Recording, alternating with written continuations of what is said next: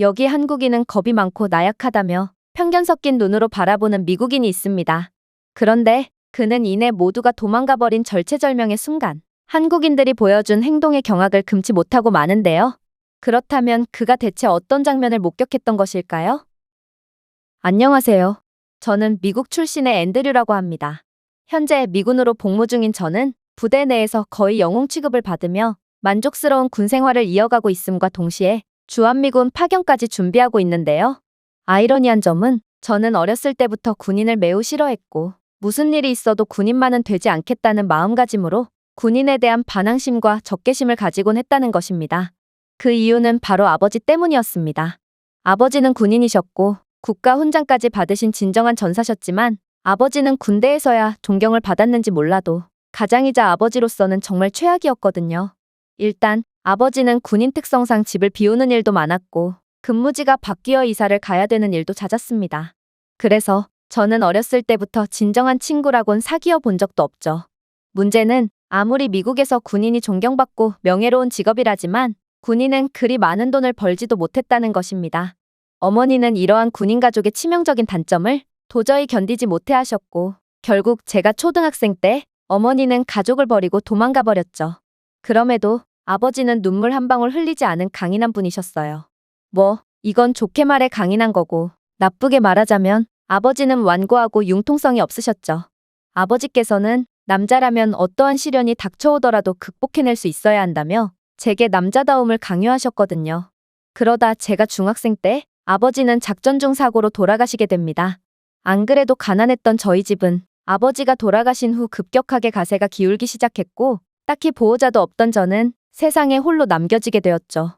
만약 국가에서 나오는 턱없이 부족한 연금과 전후회에서 제게 달마다 기부해주는 익명의 지원금이 없었다면 제 삶은 길바닥에서 끝났을 수도 있었겠지만 저는 약간의 지원금 덕분에 그나마 삶을 연명할 수 있었고 군인 따위는 절대로 되지 않아야겠다고 다짐하며 삶을 버텨냈습니다.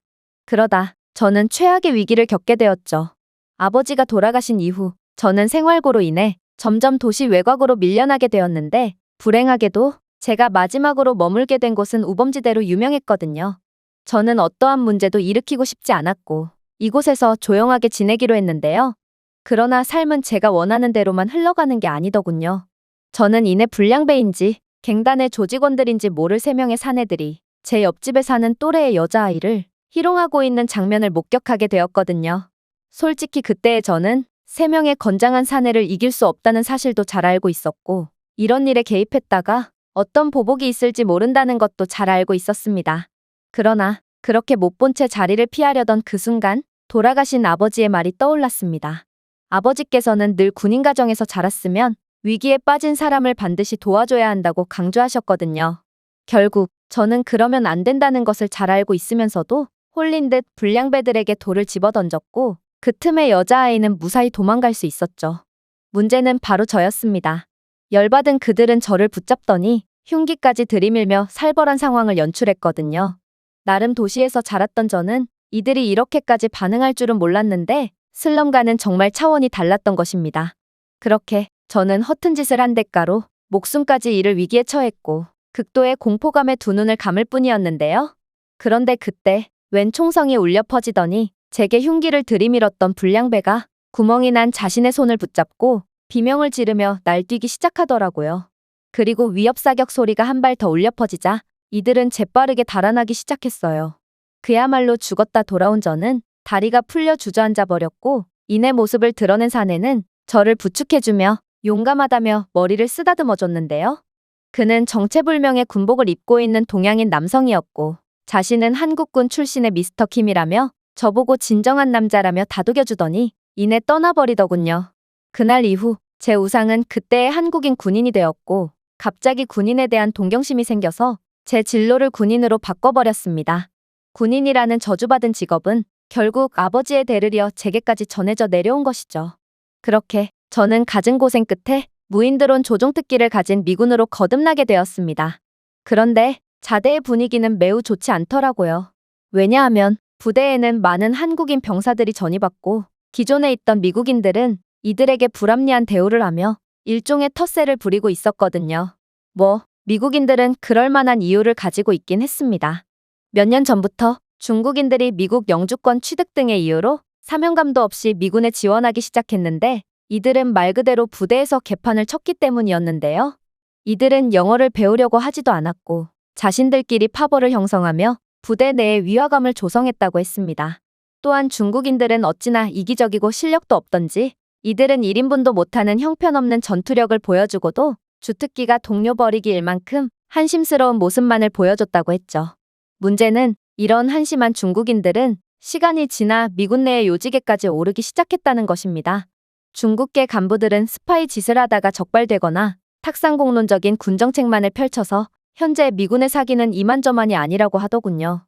그런 상황에서 최근에야 한국인들의 미군 입대가 늘어났고 중국인들 때문에 애꿎은 한국인들만 같은 동양인이라는 이유만으로 피해를 보고 있는 상황이었죠. 그러나 한국인 병사들은 그들의 용맹함과 실력 하나로 모든 편견을 깨부숴갔습니다. 일단 이들은 중국인들과는 달리 매우 유창한 영어 실력을 자랑했고 특히나 이들은 정신력 하나로 신체적 한계를 극복해냈는데요. 미국 국방부에서 고안해낸 엄격한 지구력 행진에서 오직 한국인들만 뛰어난 체력과 정신력으로 완주를 해냈거든요. 심지어 자신도 극한으로 힘든 와중에 이들은 팀워크를 발휘해서 뒤처진 동료들까지 챙기는 동료애를 발휘하기까지 했는데요. 또한 이들은 무거운 짐을 짊어져야 하는 지옥의 행진 때도 다른 미군 부대원들의 짐까지 들어주며 끝까지 동료들을 격려해줬죠. 한국인들의 헌신은 힘과 연대는 국경을 초월한다는 것을 똑똑히 보여줬고 저희는 점점 한국인들에게 마음을 열기 시작했습니다. 이들은 사격에 특히나 강점을 보였고 각종 위험한 훈련 때도 몸을 전혀 사리지 않는 용감한 모습을 보여주기도 했는데요. 결국 저희 모두는 한국인 병사들을 완전히 동료로 인정하게 되었고 이들의 경이로운 실력을 보고 진정한 전사라고 생각하게 되었습니다. 그러다 이번에는 한국군과의 연합훈련이 열리게 되었습니다.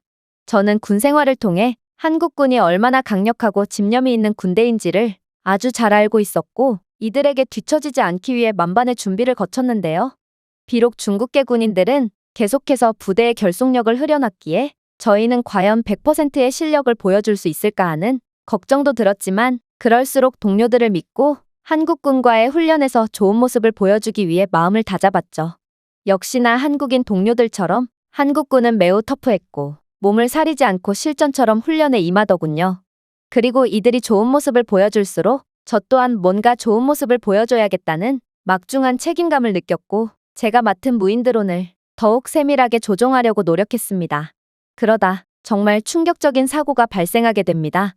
이번 훈련에서 저는 드론에 자폭장치까지 달고 실전적인 시가전 훈련을 진행하게 되었는데요. 그런데 제가 조종하는 드론의 자폭장치가 자동으로 가동되더니 이내 통제권을 상실했는지 말을 듣지 않는 거 아니겠어요? 저는 전술적인 상황 때문에 공개된 장소에서 드론을 조종하는 다소 위험한 작전을 수행 중이었는데요. 따라서 만약 통제불능의 자폭 드론이 제 주변에서 터지게 된다면 저는 그대로 목숨을 잃을 수도 있는 아찔한 상황이었습니다.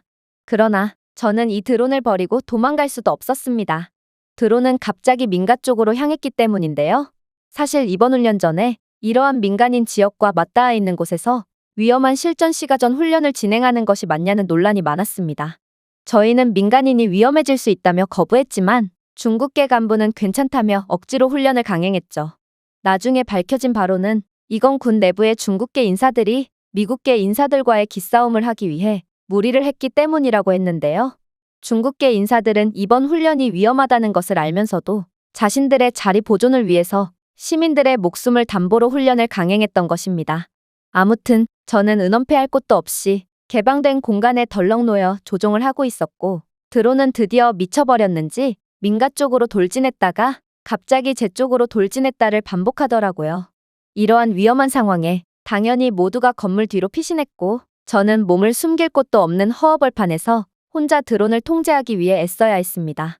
이 미친 좀비 드론이 마음만 먹으면 저는 순식간에 흔적도 남지 않고 사라져버리는 상황이었기에 저는 매우 두려워서 손발까지 덜덜 떨며 민간인이든 뭐든 그냥 도망가 버릴까를 진지하게 고민했습니다. 그때 아버지 생각이 나더군요. 군인 가족이면 그리고 그 전에 진짜 남자라면 아무리 두려워도 그 두려움을 이겨낼 수 있어야 한다는 아버지의 모습이 주마등처럼 스쳐 지나갔거든요. 젠장, 가족도 버려둔 채 그렇게 가버린 사람이 대체 왜 이런 절체절명의 순간 나타났다는 말인가? 저는 아버지가 다시금 원망스러워졌지만 저도 모르게 손에 힘이 들어갔습니다. 그리고 결국 민간인들을 위해 조종대를 놓지 않기로 결정했죠.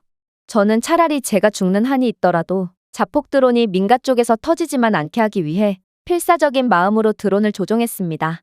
그러나 역시나 드론은 제멋대로였고 이내 제 쪽으로 돌진해오기 시작하더군요. 그런데 그렇게 죽기 일보 직전이던 그때 누군가 제 쪽으로 빠르게 달려오더니 이내 드론 조종기를 뺏어가는 거 아니겠어요? 그리고 조종기를 부숴버릴 듯 주먹으로 내려치더니 이내 침착하게 수동 제어 인터페이스를 활성화하기 시작했어요. 그 결과 드론은 갑자기 하늘로 고공비행하기 시작했는데요. 그리고 정체불명의 남성은 이때다 싶어서 하늘로 치솟은 자폭 드론을 사격하기 시작하더군요. 놀랍게도 그는 단 한 발만으로 눈에 보이지도 않을 정도로 치솟은 드론을 명중시켰고 드론은 공중폭파됨으로써 어떠한 피해도 나오지 않고 상황은 종료될 수 있었습니다. 아니, 어떻게 이걸 맞출 수가 있단 말인가요?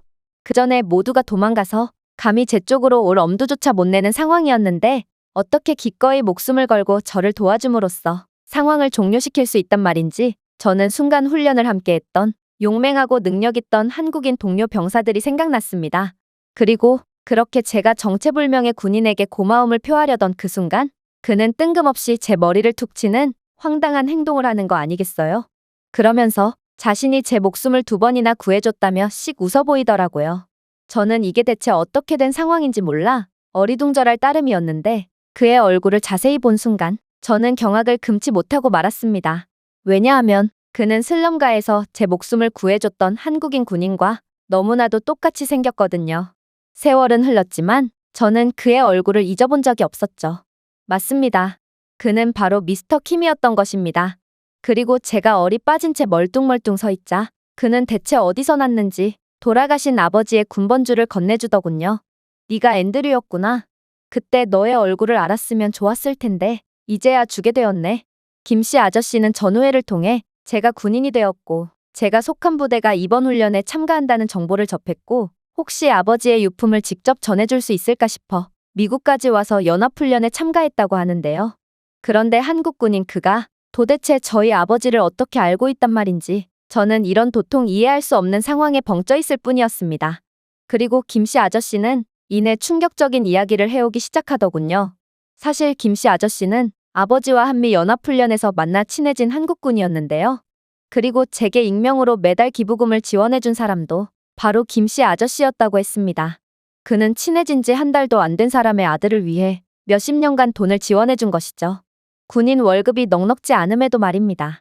아저씨는 한국에서는 원래 온 마을 사람들이 함께 아이를 키운다며 자신도 어렸을 적에 부모님뿐만 아니라 동네 어른들 모두가 함께 자신을 돌봐줬다고 했는데요. 그러면서 동료의 아이를 돌봐주는 일은 한국에서는 별 특별할 것도 없는 일이라며 겸손을 보여주더라고요. 한국인들은 정말 의리하나는 전 세계 최고인 듯 했습니다.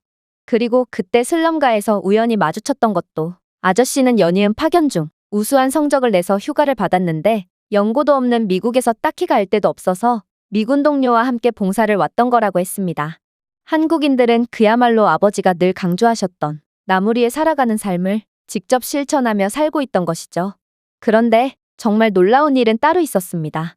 김씨 아저씨는 이내 경악을 금치 못할 이야기를 건네오셨거든요. 아저씨는 잠시 머뭇대더니 이내 조심스럽게 아버지에 대한 이야기를 꺼내왔는데요. 아버지는 제가 방금 처한 상황과 비슷하게도 연합훈련 중에 민가로 돌진하는 고장난 전차를 막다가 전사하신 거라고 했고 아저씨는 살면서 그렇게 용맹한 군인은 처음 봤다며 진심 어린 존경을 표하더라고요. 그리고 저는 아버지께서 가족 일로 매우 힘들어하셨다는 말도 전해 들을 수 있었습니다. 아버지께서는 아들인 제가 자신 때문에 엄마 없이 자라게 되었고 잦은 이사 때문에 친구도 사귀지 못한다며 눈물까지 흘리시며 자책했다고 했죠. 저는 그동안 아버지에 대한 막연한 증오의 감정을 갖고 살았고 그래서 아버지가 어떻게 돌아가셨는지에 대한 관심조차 갖지 않았는데 아저씨의 말씀을 들은 저는 갑자기 아버지가 존경스러워지기 시작했습니다. 그리고 아버지도 눈물을 흘릴 줄 아는 그저 평범한 사회를 살아가는 하나의 사람일 뿐이었지만 제 앞에서만 강한 척을 했다는 것을 알게 되었는데요. 저는 가장의 무게를 묵묵히 홀로 짊어지고 기꺼이 고독한 길을 걸어갔던 아버지의 삶에 존경과 감사를 느꼈습니다. 그렇게 저는 김씨 아저씨의 두 손을 붙잡고 눈물을 보이고 말았습니다. 그리고 아저씨는 자신은 한국에서 군 생활을 이어나가면서 늘 저를 아들처럼 생각하면서 돈을 보냈다면서 도움이 필요하면 언제든 손을 내밀라며 저를 다독여줬는데요. 저는 그동안 혼자인 것 같았지만 늘 한국인이라는 가족과 함께했던 거였고 멀리서나마 저를 응원해주는 사람이 있었기에 이렇게 멋진 남자로 성장해 올 수 있던 거였습니다. 그렇게 상황은 종료되었고 저는 현재 새로운 가족과의 인생제 2막을 살기 위해 주한미군 파병에 지원한 상태인데요. 저는 목숨을 걸고 끝까지 민간인을 지키기 위해 힘썼다는 점에서 표창까지 받은 상태라 한국에 거의 확정적으로 갈 수 있을 것 같습니다. 그리고 애초에 용맹하고 의리 있는 한국인들과 함께 근무해보고 싶었기에 이건 매우 좋은 기회가 될 것 같았죠. 아, 그리고 조사 결과 드론의 오작동의 원인도 밝혀졌는데요. 알고 보니 드론에는 중국제 부품이 들어가 있었고 중국 측의 해킹으로 인한 교란 신호 때문에 통제가 안 됐던 거였습니다. 결국 요직을 위해 무리하게 훈련 장소를 정하고 각종 최첨단 군사무기에 몰래 중국산 부품을 넣어서 스파이 짓을 한 중국계 인사들이 대거 색출되었고 현재 관련자들은 전부 불명예 제대 및 실형까지 내려질 예정이라고 하는데요. 요즘 미국 감옥에서도 반중 감정이 매우 극심하다고 하는데 이들이 그곳에서 어떤 생활을 하게 될지 안 봐도 그림이 그려지는 것 같습니다. 제가 준비해온 내용은 여기까지입니다. 끝까지 시청해주셔서 진심으로 감사드리며 여러분들의 구독과 좋아요, 알림 설정은 영상 제작에 큰 힘이 됩니다. 이상 세모튜브였습니다.